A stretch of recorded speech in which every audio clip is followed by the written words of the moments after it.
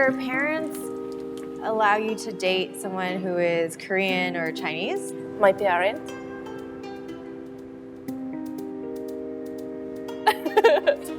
どうだろうな、お父さんはちょっと結婚は言葉もあまりコミュニケーションが多分うちの両親と取れなかったら。 Now, would you ever date someone who was Japanese or Chinese? It is a little bit difficult, maybe with Japanese people who may embody the ideas that I do not believe to be true. Because I'm a Korean person with certain opinions about what's happened in the past, and that I have decided those opinions to be important enough to my identity.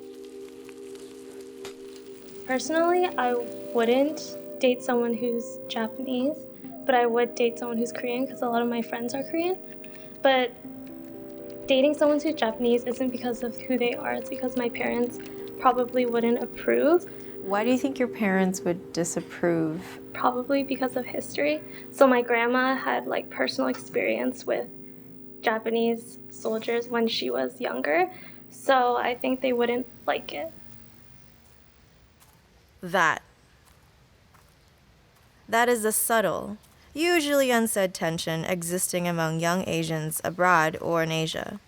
It stays dormant when we interact with each other about really benign things like pop music, movies, TV shows, fashion. But it manifests itself when the subject turns to history.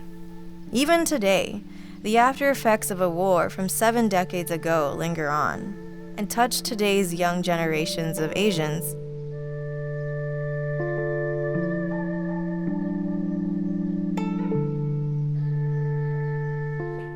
Cultural prejudices are often picked up in the household, and a lot of those prejudices stem from our family's direct or indirect experiences of World War II in Asia and their attitudes towards it. But how do we address these unsaid issues? Food can be a way to bring cultures together. Cookbook guru James Beard said, "Food is our common ground, a universal experience." So I'm gonna try and get people to embark on this discussion during a cooking session. I've been waiting for you. Meet my friend Rio, restaurant manager at a well-known izakaya. My mom is Japanese and my dad's Korean, so that makes me half Japanese and half Korean. I was born in Tokyo in a place called Nerima first. I came here when I was 4 years old. I lived in Mississauga pretty much my entire life. Sometimes I also forget that I am Korean, mainly because, well, I mean, my name is Matsuzawa Ryo. That's a pretty Japanese name. I speak Japanese. I was born in Japan. I work in a Japanese environment. So yeah, sometimes I sort of forget that I'm Korean. But again, it's not because I don't like or am ashamed of my Korean side. I've not had much exposure, and a big thing is I don't speak the language. When you were young, were there times where, because you're half Korean and half Japanese and family from both sides, were there times where there were family feuds? And it wasn't really a feud. It's more just tension, I feel like. Bit of a cultural tension too. My Korean grandma, my harmony, she would sort of kind of pick on my mom, just about parenting and how she should parent, saying, well, Korean moms would do blah, blah, blah. And then my mom would, counter by saying, well, Japanese moms would blah, blah, blah. Let's talk about the food experiment. Sure. How do you feel about it? Let's hope that my culinary skills will be sufficient in creating perfect harmony with the 3 Asian foods that we'll be mixing together. I know that you beatbox. Since we've been talking so much about this tension, how would that be interpreted through beatboxing? Stop. Think. Meet Erik, my other friend, chiropractor and foodie. My dad's Japanese. His parents moved here just before the war. My mom's from Hong Kong. Do you feel more Japanese or Chinese? Probably say Chinese. just because my mom, being from Hong Kong, she speaks Chinese a lot. And do you speak any Japanese? No, actually, I remember asking about that when I was a kid, and it turns out my grandmother was actually an English teacher at the internment camps, but growing up, I know all of my uncles and everything. They actually would only speak English. I think she made a purpose of doing that to make everyone fit in. I don't know if it's ironic or not, but being an English teacher in a Japanese internment camp, when they got interned, it was, why? We didn't do anything. And a lot of them were born here, so I think that's a big thing in the Japanese community. If you were there during war times, it was, why us? We were born here the same as you. And I think with most Japanese now, you're really trying to fit in. I think that's a Japanese thing. You try to not cause trouble. So I think fitting in is one big thing. He and his wife, Christine, who has a Taiwanese background, grew up in Canada. However, minor conflicts pop up in the middle of the most unexpected situations. Like when the Olympics or World Cup comes up, patriotism becomes very confusing in their household. And how do you feel about this food experiment that you're going to be doing? Everyone can learn about each other in various ways, food being one, and you can ask anyone in the area, they will say, yes, I've had Chinese, Korean, Japanese food, and at least they know that part about the culture. I think it's a good doorway into each community. Blurring the lines. These dishes, I hope, are about blurring cultural backgrounds and opening up a space, bringing cultures together. Ingredients from Chinese, Korean, and Japanese cuisine are arranged geographically. There would be veggies that all three cultures commonly use, like bean sprouts and Asian cabbage, and produce, like beef, pork, and white eggs. Of course, tofu and soy sauce. Since this is a communal activity, there would be a hot pot and grill. Since we're in North America, hamburger bun, maple syrup, or taco shells. The goal, union of all of the ingredients. Yeah. Eric, so you've told me a story about Koreatown one time. That was a little weird experience you had. In school, we had a bunch of friends. They were Korean, and there were also some kids that were from Korea. So one weekend, we decided we were going to go to Koreatown, just hang out. Yeah.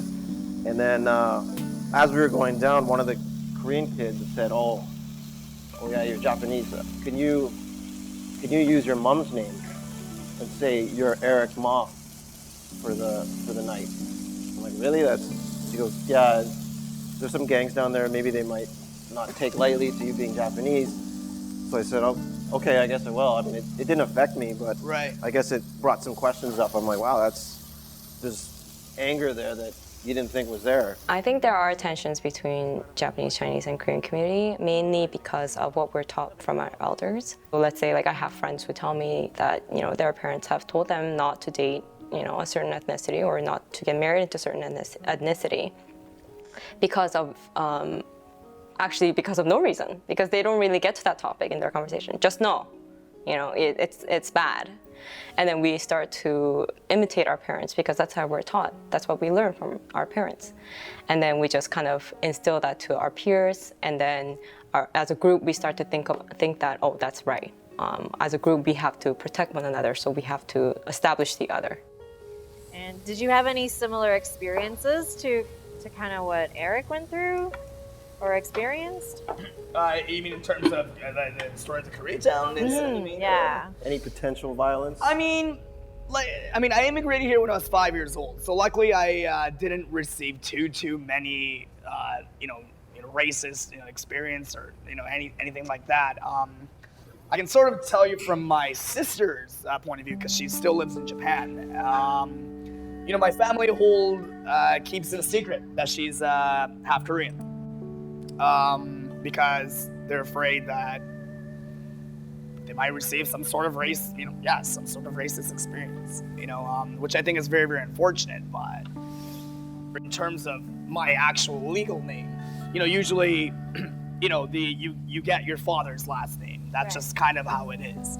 I got my mother's name because my mother's Japanese and I lived in Japan. My dad is Korean. And the reason why I received my mom's name was because, well, they thought, similar to you, they thought I would receive, like bullying in school or I mean, yeah, maybe not as far as gangs, but, maybe gangs, who knows, right? I'm half Tanzanian, half Japanese, and I was born in Japan. Living in Japan was a little bit hard for me because there was always like this subtle racism and stuff like that. And I never felt like I belonged completely because I was mixed. At times, talking about history and our attitudes towards it can lead to a strain in friendship. This is exactly what happened to Sarah, a Korean Canadian, and her best friend, a Japanese Canadian. I got involved with a peace education organization that dealt with some of the sensitive areas of our friendship. So we met up one day during the summer, and I was talking to her, and on our way back home, I did bring it up. And I said that, I'm now part of this organization, and they're hosting this conference. I think it'd be really interesting if you came and participated with me. So I did tell her what it was about. But I could kind of notice like an immediate, oh, no, sort of a response. It just got to a point where we just stopped talking. And then one thing led to another, and on social media, like I would not see her. I don't know what happened to her, really. A major trigger for tension is wartime atrocities. Enoch, Annie, from Hong Kong, offer their view. Under the education curriculum, we are born with a historical set of ideas. Maybe for the Japanese, they would say that maybe there is no non-gender massacres or the comfort women were not even coerced. But on the other hand, for the Korean and for the Chinese, the story is totally different. They would say that the Japanese are cruel.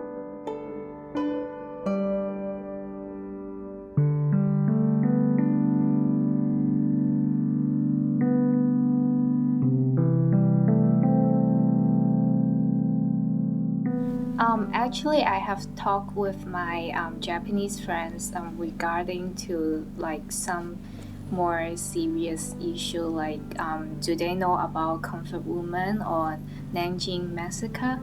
I feel like they are quite open-minded to talk about it, but they say they don't have much knowledge about it because of their curriculum. In Korea and China, how Imperial Japan is viewed during World War II is very negative in how they teach about that history. So how is that similar or different to history of that time in Japan when you were studying? やっぱり私が思うに日本の教科書には日本目線で書いてあるので、その日本が悪いとかそういうことはあまり書いてなかったと思います。でも逆にそういうふうに書いてあるっていうことも知らなかったし、だからそれを韓国とか中国の方たちが習ってどういうふうに感じてるのかっていう方がちょっと気になりますね。The education system in like any country, like they always try to make themselves look better than like the reality, like how it was. So they never really taught us about Japanese people killing Chinese people and Korean people invading the countries and stuff like that. We focus on in America because we got how was it in English? 爆弾事件 atomic bomb. And my grandpa, he was born in Hiroshima. So actually my grandpa and we talk about it. We don't talk about like Chinese and Korean. We focus on in American, what they did it, right? Like right now in Canada and in North America, different Chinese and Korean communities are really encouraging youth to learn the history of World War II in Asia. And so they're really encouraging that like at home or like in schools. But then with the Japanese community, they don't want to talk about it. They just want to sort of like look forward and ahead, and that's it. What's a way where that can be reconciled? If it happened, it should be told.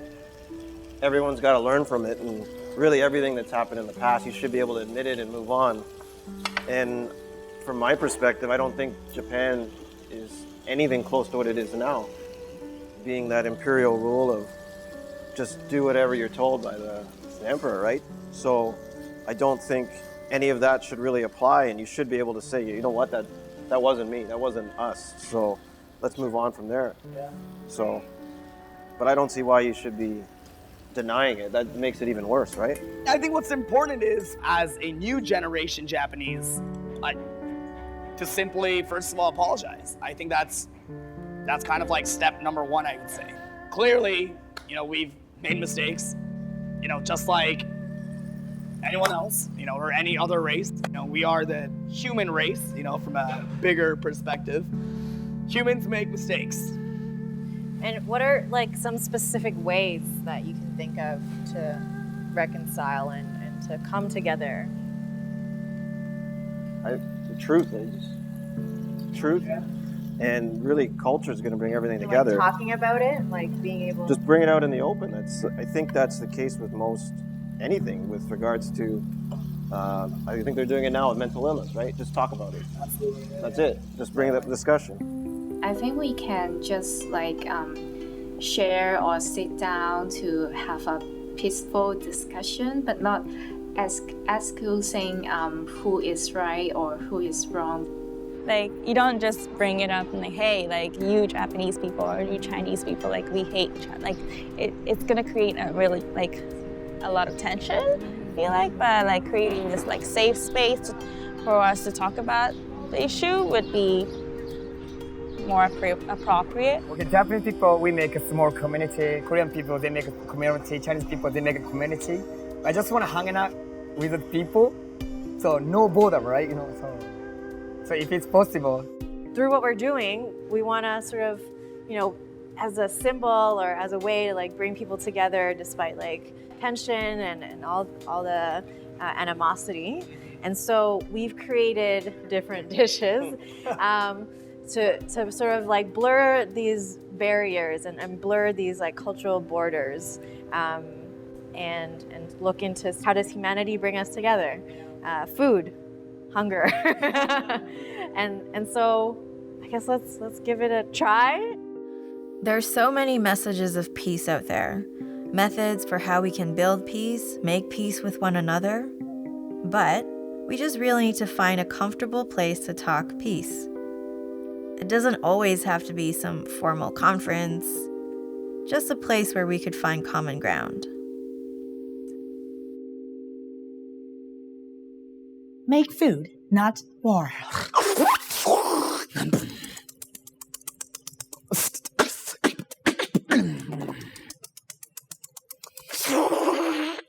Tension.